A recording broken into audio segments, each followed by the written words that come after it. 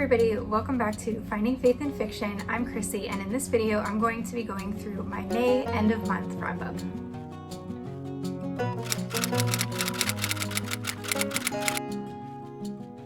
Well guys, I am super late posting this video. At the time of recording it's June 10th, so not exactly end of month anymore, but I figured better late than never, right?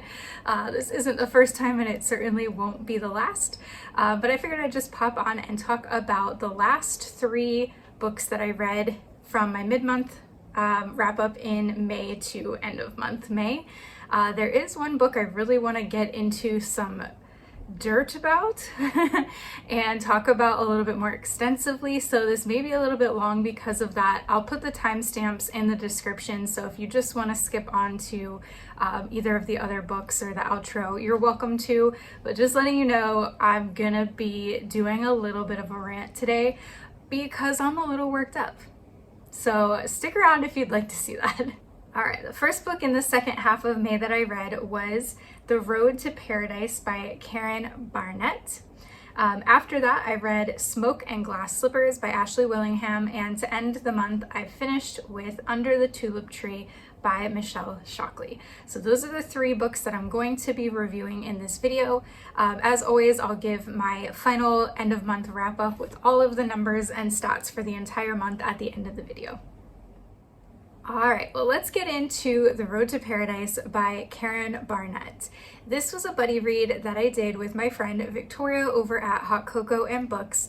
Unfortunately, I was way busier this month than I had been when we did our first buddy read, so I didn't have as much time to talk to her about the book as I would have liked, but we were still able to share some of our thoughts back and forth as we were reading. This book is about a girl named Margie. The book is set in 1927 and it takes place mostly in Washington State at Mount Rainier National Park. Parts of the book also took place in �々𝑗𝐻𝑜𝑚A, which is a city a little bit away from there, but the majority of the book is actually set in the national park.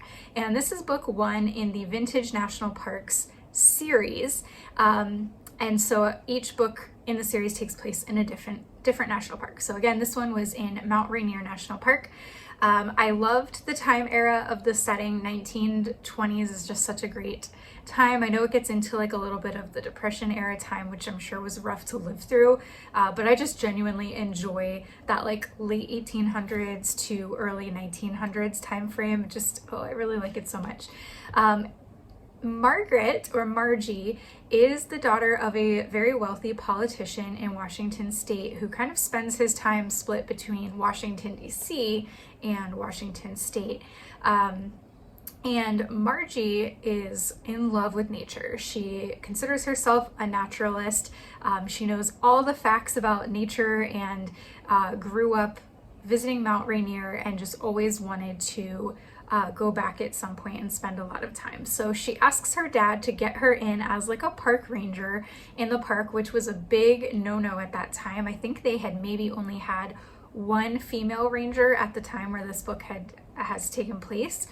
And so basically her dad like buys her way in. He gives a large donation to the park, and she's able to go live there for the summer and kind of spend her time as like a ranger in training, I guess. Well, that would all be great and lovely, except for 2 things. 1, Margie is hiding from an ex-fiance who is a tool. I'm sorry for my language, but I said it. He is a tool. He wants Margie, he sees her as a prize, and she does not want to be his prize, and so she is trying to go to the park to escape him. He's very like 𝐭𝐻𝑢𝐤, which is a Thai word, sorry. He's very like upper crust, elite status, and she doesn't think that he'll follow her to the national park because obviously it's rustic. So she's kind of doing it, 1, because she loves it there, but 2, she's trying to escape this ex-fiance who is still just harassing her. The second problem with this is that the chief ranger, whose name is Ford Braden, wants nothing to do with this scenario. He is not pleased to find out this rich daddy's girl is coming to stay at the park. He will not call her a ranger, so he gives her the title naturalist to kind of appease her and insult her, but actually she loves the title and goes with it. So anyway, the story is like of Ford having to deal with Margie being in the park, kind of supervising her, delegating work to her, and having to just deal with the little mishaps that she gets into, because while she knows a lot about nature and plants and animals, she doesn't actually have any wilderness skills. And while this is summer in the park, there is still snow, there is still ice, there's still plenty of danger to be had in the park. So we see her kind of, you know, having some little mishaps along the way. And I don't want to give any spoilers, but the ex-fiance shows up and starts causing some trouble for both Margie and Ford when he decides to use the park as kind of a bribery tool or a bargaining chip to get Margie to marry him. And so the rest of the book kind of entails them fighting against his plans to develop the park. And yeah, of course, a romance develops between the two of them. It's definitely kind of like a forced proximity situation. He doesn't want to fall, but he kind of does fall first. She thinks he's definitely attractive, but she's also trying to keep, you know, some barriers there for multiple reasons as well. So I really enjoyed this book. I ended up giving this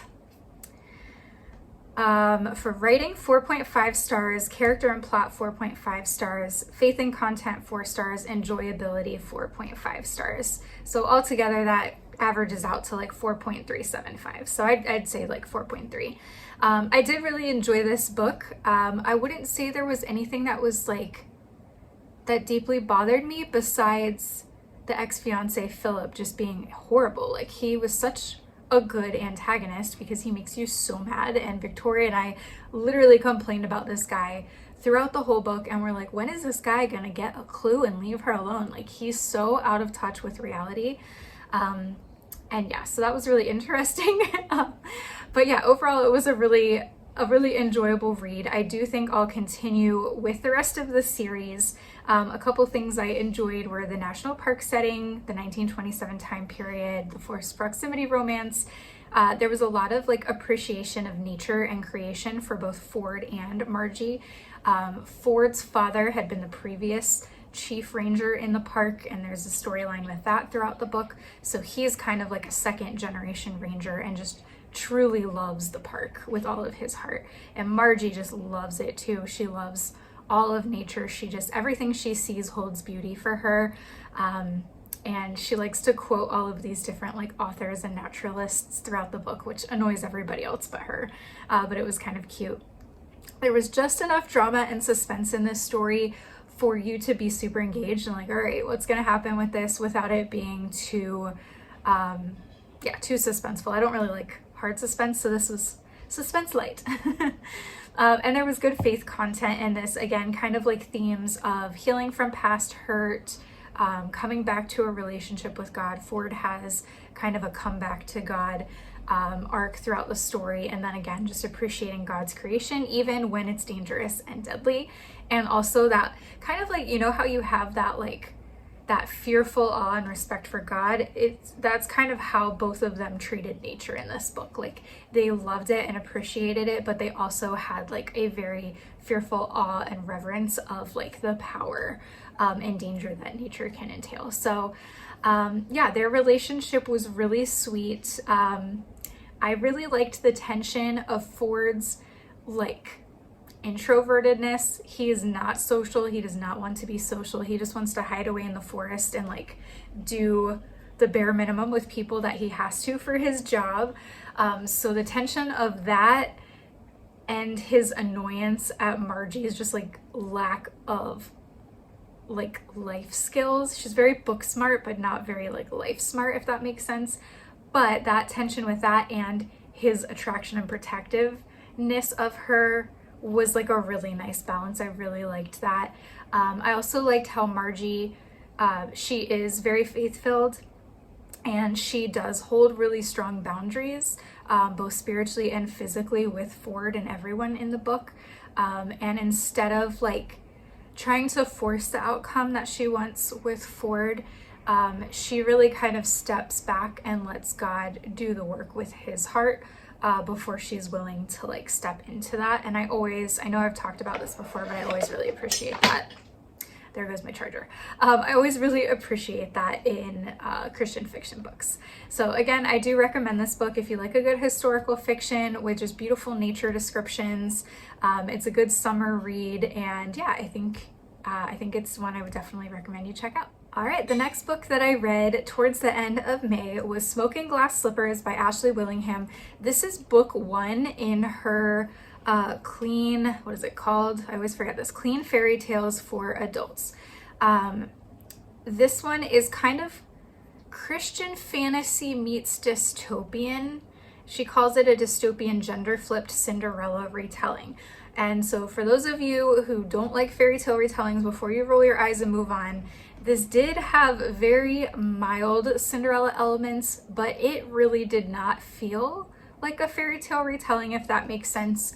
I feel like the other 2 books in this series had more fairy tale elements than this one. This one definitely was hard on like the dystopian vibes. So if you're not a fairy tale person, but you like fantasy and dystopian, then you might actually really like this. And of course, this is book 1, and I read it last out of the 3 books in this series because that's what I do. I'm a contrary person, and I like to do things in a ridiculous, out of order way. Yeah, I don't know why, but it's just how it happened. So I think I was Cinderella'd out after February, and so I saved this one for last to give me some space between all the Cinderella books that I read for the fairy tale challenge in February. Some beef that I did have with this book, and I'm just gonna say this right off the bat. Now, I love Ashley Willingham. You guys know that if you've been following me for a while. I love her writing. I love her faith content. I love the way she writes fantasy.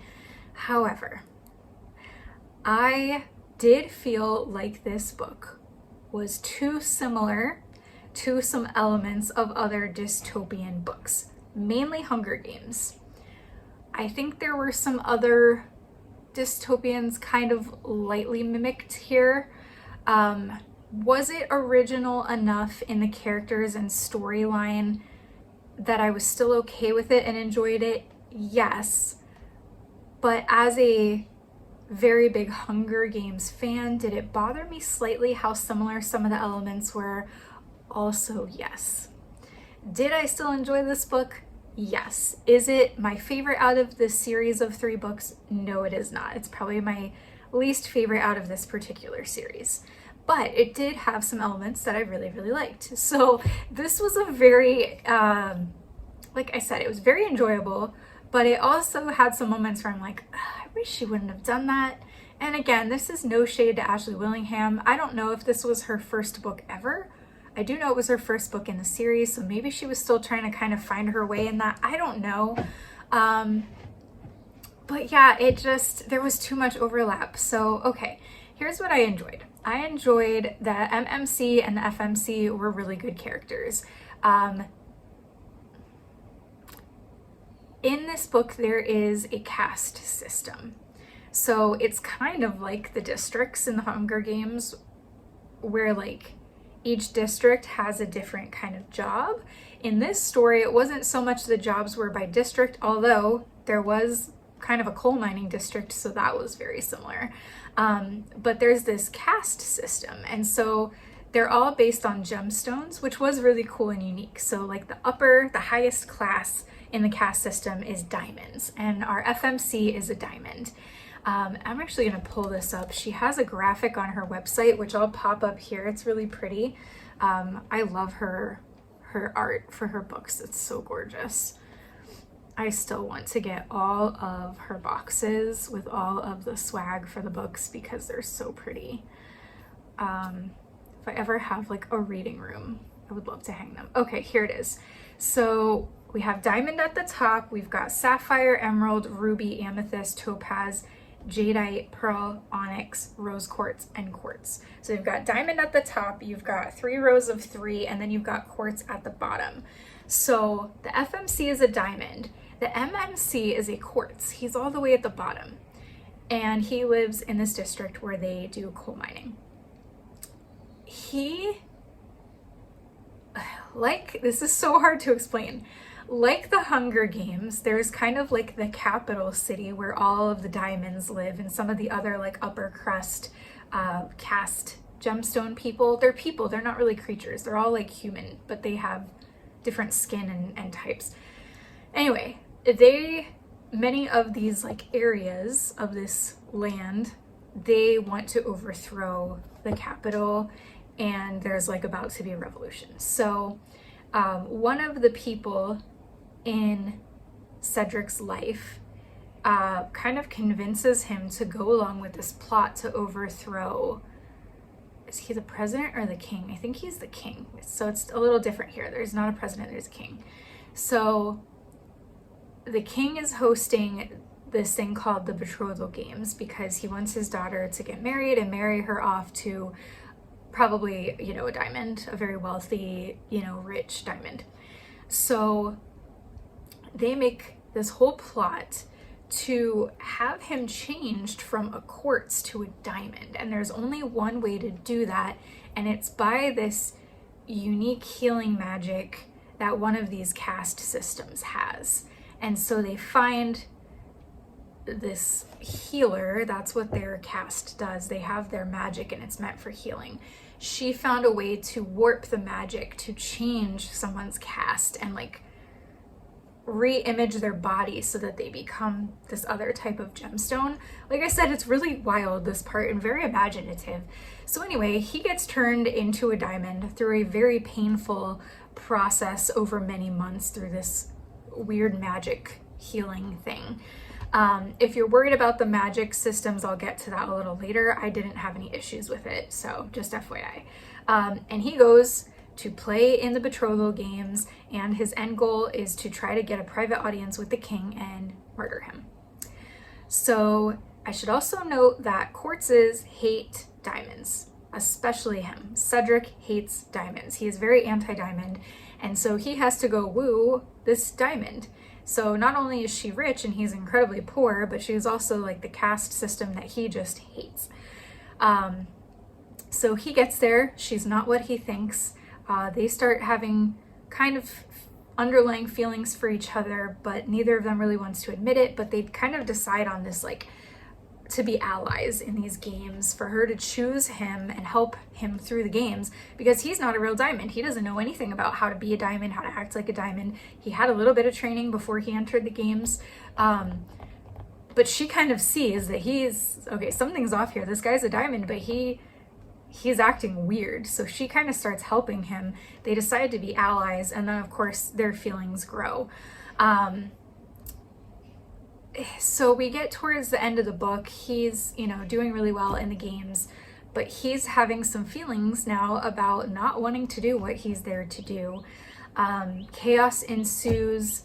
There's a rebellion kind of comes to the capital and throws everything into chaos at the end. Yeah, this is hard without spoilers. They end up getting separated. He ends up going back to his original, I don't think it's called a district, but his area, learns some things about his, was it his stepfather or his uncle? This is what happens when I do my, my reviews so late after the fact. Whatever relative convinced him to do this, he finds out that he had some bad motives, and he decides to go back and help her to kind of thwart the rebellion and reinstate her and her family. That's all I can say without ruining anything else in the story. So yeah, okay, some content warnings. There was death of parents and general characters. There was a brutal whipping as like a form of punishment and the effects of that. There is some like sexual harassment comments and past situations for multiple characters, where there's just like a character who just like won't let it, like he just keeps harassing. There are some like fighting, some battles. There are several explosions. They use a lot of like bombs and like detonating things, and there's some injuries related to that. There's definitely like lying and deceit and hidden identity in there. And then there is the magic system. So there's two elements of the magic system that I think are important to note. The first, Ashley Willingham calls Magitech, and it's basically the electricity that runs through their world is like how they use magic. They like harness that type of electricity and use it to power not just electrical things, but electrical magical things, kind of. They're not fully magic, but they're more than just electronics, if that makes sense. And then, like I said, one of the groups in the caste system, I want to say it's rubies, but I might be getting that mixed up. They have the power to heal, and that gift was given to them by the maker, as it's called in the book. So again, this doesn't have like your typical God and Jesus faith content. It's definitely more allegorical in nature, as are the other two books in this series. I would say this is the least faith-filled out of the three, but it still definitely had some themes in that. So yeah, if you're somebody who doesn't care for like magical elements in fantasies, in Christian books, this may not be for you, but I didn't feel, none of the magic was like dark. Again, some of the healing powers got distorted by people who wanted power, and they abused the people who had the healing power to get them to do what they wanted. But I thought that was a very realistic way to handle that. So I didn't have any issues with the magic system. We'll say that. So again, overall, I really enjoyed this book. I enjoyed Cedric. I don't know if it's Isabel or Isabel. I was reading it as Isabel. I did like the hidden identity trope. I thought that was like really good. That he's pretending he's something he's not, although physically he has been turned into it and she doesn't know. They're supposed to be enemies, but they become allies to lovers. I liked that.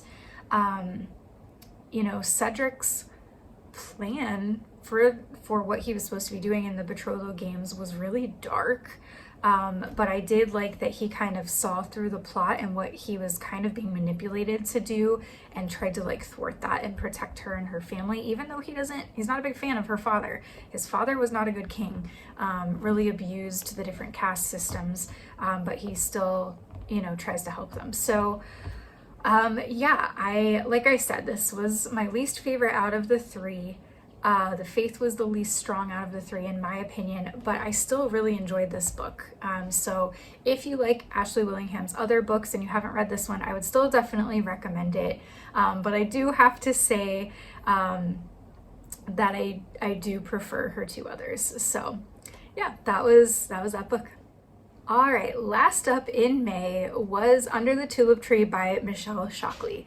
I had read two books by her previously back in the fall, both of them actually in the fall. I had read The Women of Oak Ridge, that was my first by her, which I really liked. And then I read Appalachian Song, and that was, oh my gosh, so good. That was my favorite of hers. And after reading Under the Tulip Tree, I think that one's still my favorite, but this is a very close second. I really loved this book. It was a 5-star for me. Now, what's interesting is I had heard from BookTube and Bookstagram that a lot of Michelle Shockley readers that love her work really loved this, and that this was like kind of a fan favorite amongst her books. So I was like, well, I definitely have to read it. When I went to write my review and was kind of skimming through other reviews just to see what people had said, I was surprised.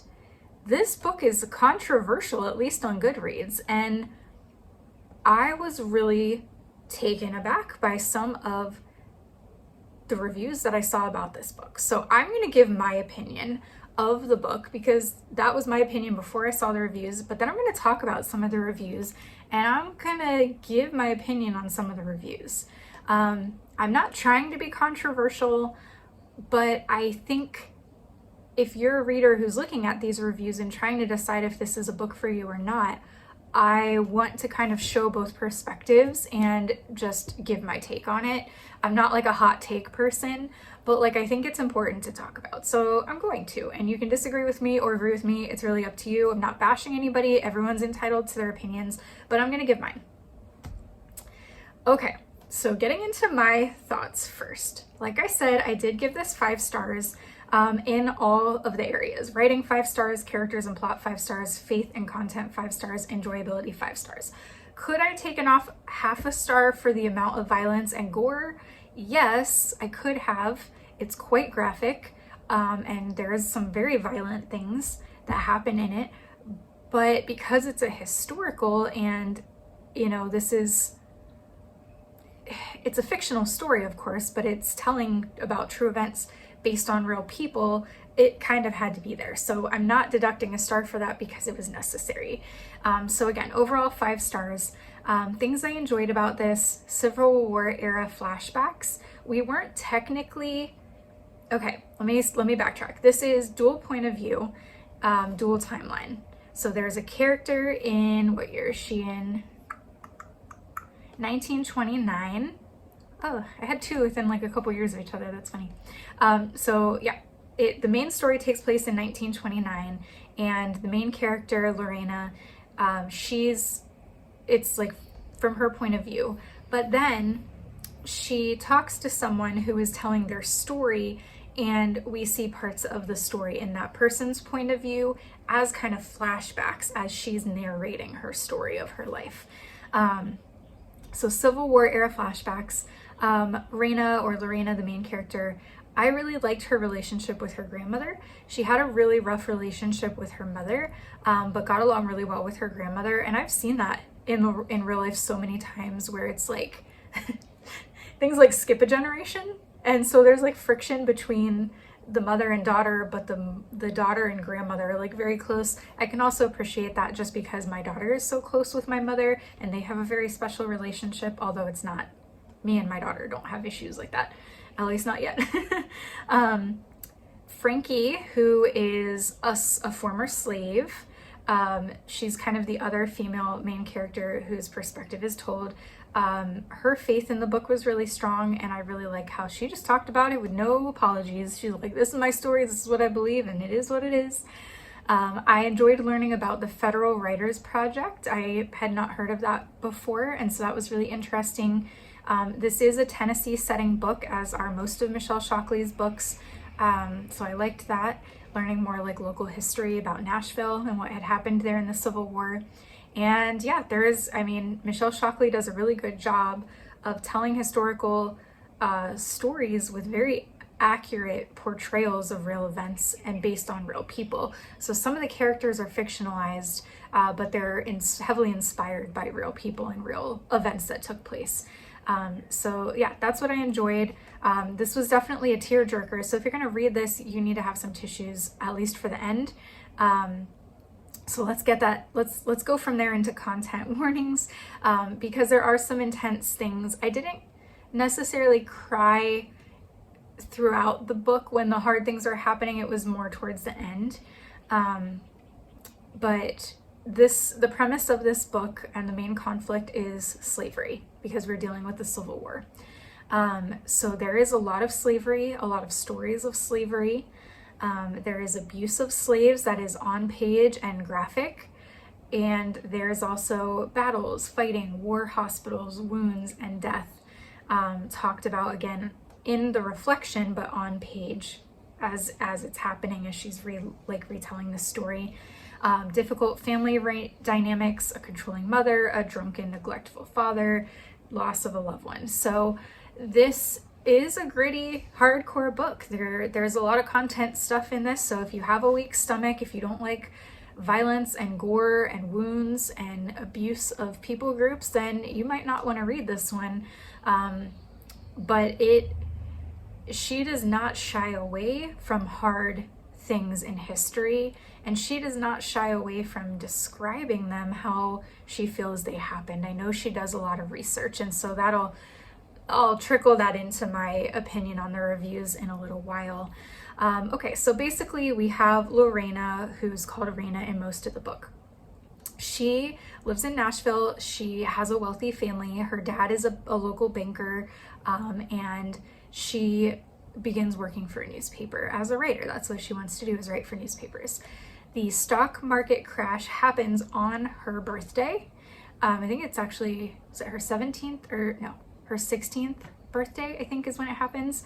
and just throws their family into turmoil. Her dad loses his livelihood, becomes depressed and drunk, and basically hides for the next however many years to where this story takes place. And so, you know, they still live in their big house, they still have nice things, but now it's, you know, I think 7 or so years later-ish, when the story takes place after that, she's unemployed by the newspaper. The newspaper had to let her go. Her mom is doing like some little part-time work to try to help the family make ends meet. Her sister has a difficult situation that's kind of going on with her family. And so Raina stumbles across this ad in the newspaper for the Federal Writers Project. And she has mixed feelings about it because she wants to write, but it's a little different than newspaper writing. And the project specifically is going to interview former slaves and writing down their stories. And she hasn't really ever interacted with former slaves or even many Black people. She knows vaguely that her family, several generations back, were slave owners, and she doesn't know if that's a good idea for her to do that based on her family's history.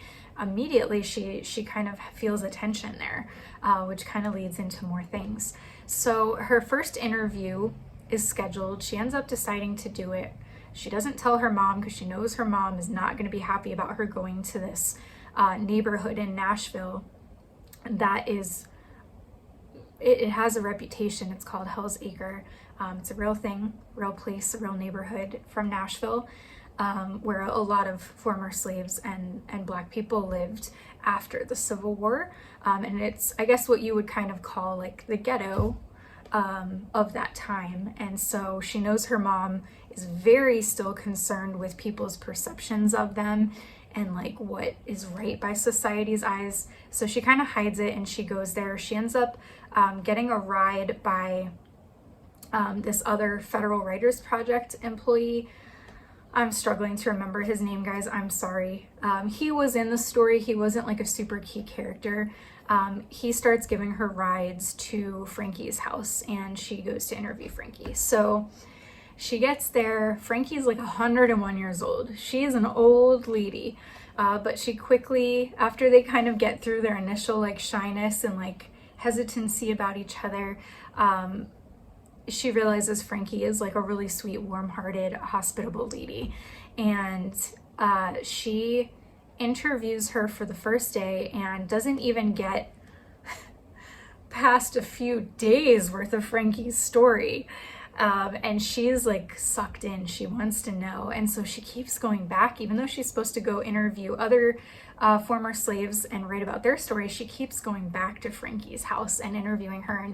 And Frankie keeps releasing like little bits and little bits of the story. So you really see Frankie's story come out in layers throughout the book in little chunks, because each time that Raina goes to visit her and write her story, she's getting the next chunk of the story. So it's really spread out over the book. She ends up inviting this guy who has been driving her to meet Frankie, and he kind of also gets sucked in.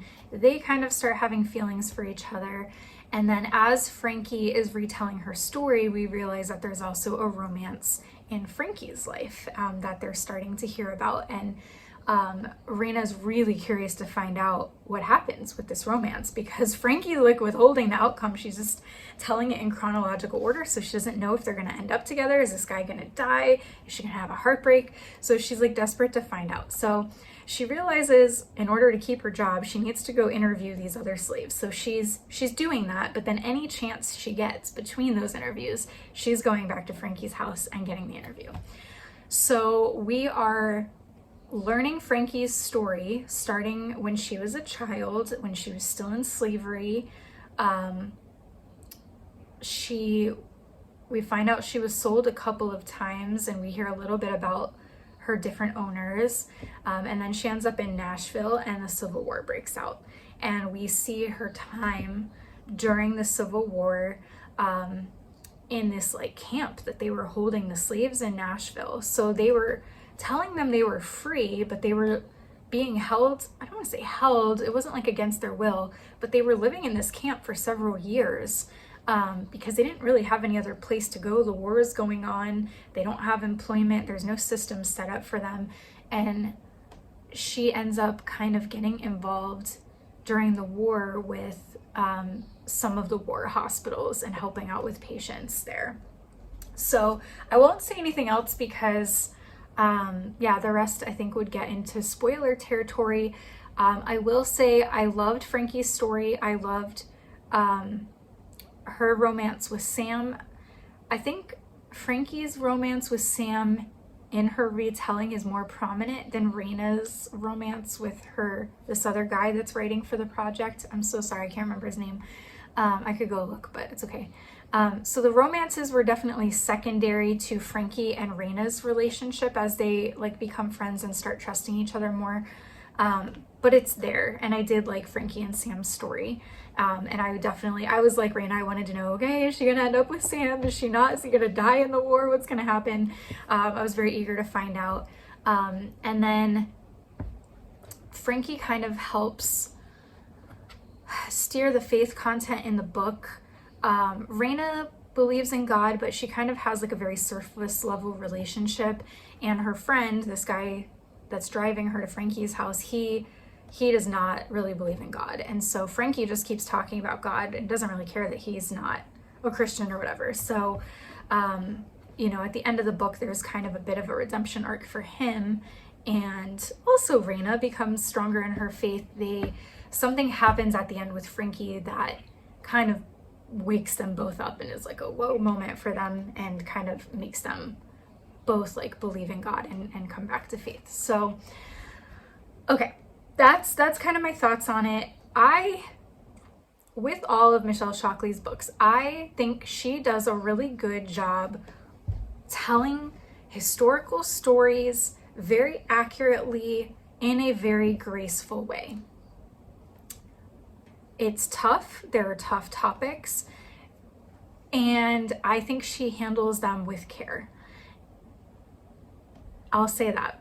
So today, again, I finished this book several weeks ago. Today, as I was posting my review, because I'm a bit behind on reviews, I started seeing all of these 1-star, 2-star, 3-star reviews with people saying that they didn't like this book, that they didn't feel like it was the place of a white author to tell this story. They felt like Raina's character had a white savior complex. And I disagree with all of that really heavily. And so I'm going to tell why. And again, if this is triggering for you or you don't agree with me, that's okay. You don't have to. This is my opinion, and the people who posted their opinions are entitled to their opinions. But if you're reading these reviews, some 5-star, some 2-star, and going, well, which is it? I'm just going to give you my take on it, and you can do with that what you will. So again, I'm not trying to like stir up controversy, but I do kind of want to back the author in this because of a couple factors. So, a white woman writing a book about slavery. First of all, is Michelle Shockley the first white author to write a historical fiction book that entails slavery?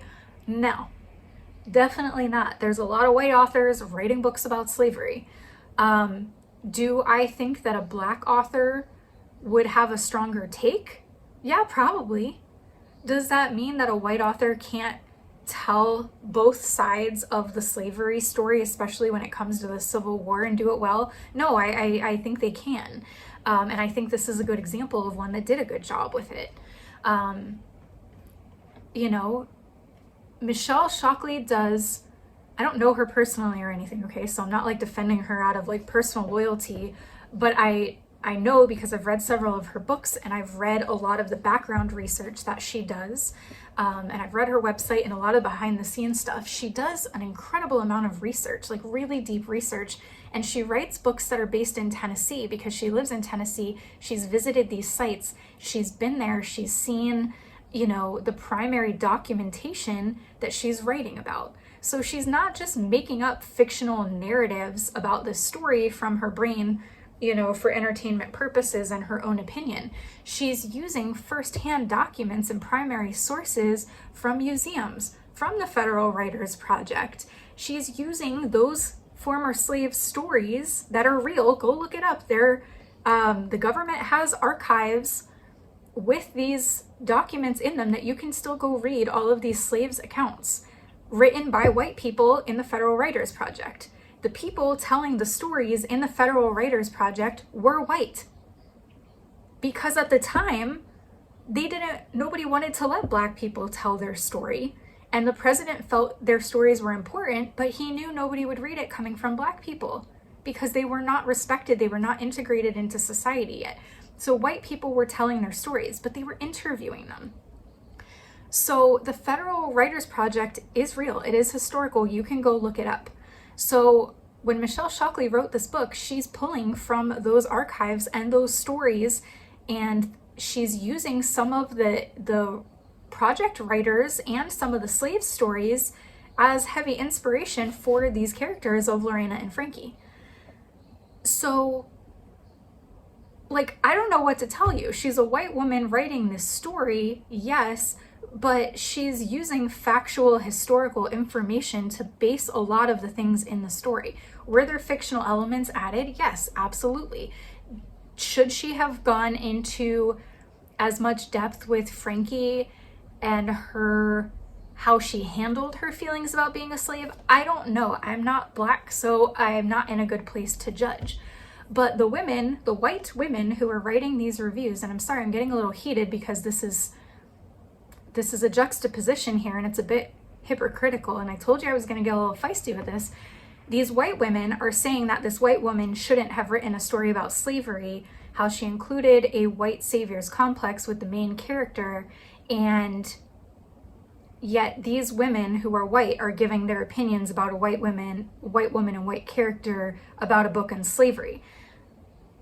You're just as bad as what the author is doing. You're having a white savior complex because you're bashing the book because of this, and you're not Black. Now, if there was Black women posting the same opinion and the same kind of review, all right then, I'm listening. But when you're a white woman trying to protect, you're like gatekeeping stories about the Civil War and racism and slavery for Black people, you're not Black. Why are you gatekeeping that? Let Black people tell their opinion about that. So it felt very hypocritical, and people trying to be very politically correct. And to be quite honest, I am quite over people being so triggered over every tiny thing and trying to be so politically correct that nobody can have an honest opinion about anything. So if this hurts your feelings or triggers you, I'm sorry. I'm sorry. Again, if I have any watchers here and you are Black and you hold the same opinion as these women on the book, please tell me and I will gladly respect your opinion on that. Because if anybody has the right to have that opinion, it is a Black woman talking about that, not a white woman. I'm sorry, it's just not. So, yeah. Now, as far as Raina's character having a white savior complex, I do not agree. Again, you can have your opinion. I do not agree, and here's why. Immediately, as soon as she is offered the job as the Writers Project, and I know we're talking about a fictional character and I'm getting worked up over a fictional character, but y'all, these are my book friends, so I gotta defend them, okay? And I don't mind bashing a bad character when it's needed, but I don't think that was her in this case. As soon as she finds out about the project, she's torn. She knows she has a personal conflict and that this could cause a problem. She recognizes that her ancestors a few generations back were slave owners. And she says, I don't know that I can go to a former slave's house and talk to them. Who am I to even hear their experiences when I come from a family who did this to them? She immediately feels conflict with that. If she had a white savior complex or any other like racism issues, she wouldn't have even gone because she wouldn't have cared about that. Do I feel like she went there to be the savior of Black people and tell their stories? No. as she starts hearing Frankie's story, she starts understanding the importance of telling these stories, because these people are at the end of their lives, they're old and they're about to die, and she does think future generations need to know what happened from the mouths of these slaves. She does think there's value in her telling them. Now, something that nobody talked about in these negative reviews was that in the book, and I'm sorry if this is a spoiler, so if you don't want to hear this, I'll tell you when you can listen again. So I've seen other booktubers do this where they raise their hand during the spoiler and then put it down. So if you want to skim past this, go ahead. I'll do that for ease sake. There's a part where Raina finds out that the guy in charge of the Tennessee Federal Writers Project has been editing people's stories. The writers are writing word for word what these former slaves are saying, and he is, whitewashing them. And she is not okay with that. And she will not give them Frankie's story if he's going to do that. And so she starts a bit of her own rebellion, and she's like, I'm going to find a different way to publish this. I'm going to find a newspaper who will publish her real story, because I don't want some white man changing what she said. It's not right. So how is she having a white savior complex? She doesn't think she's anybody, but she believes in Frankie's story and the power of it, and she wants to protect that for future generations. She doesn't think she's anyone special. She wants Frankie's story word for word to be published and to reach people and to impact them. I don't think that's the same thing as a white savior complex, and this is coming from a girl who has gone on missions trips to Africa and have experienced that and have very strong feelings against that, okay? So I'm not for that business. But because she finds out there's corruption going on in that project and what it was meant for, she fights against that, and she finds a way around it and ends up changing that system in Tennessee. Okay, that's the end of that.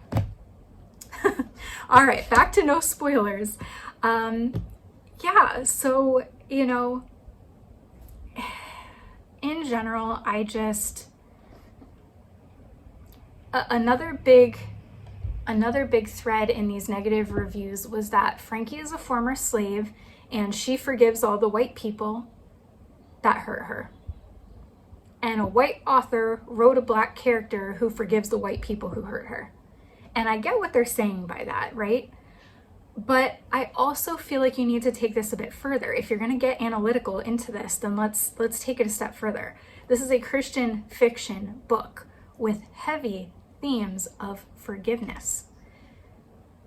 The author is not showing Frankie easily forgiving any of the people who hurt her. In fact, she doesn't want to. Throughout Frankie's story, she does not want to forgive the people who mistreated her and abused her. She literally walks away from forgiveness multiple times and literally says to their face, I will not forgive you. Okay?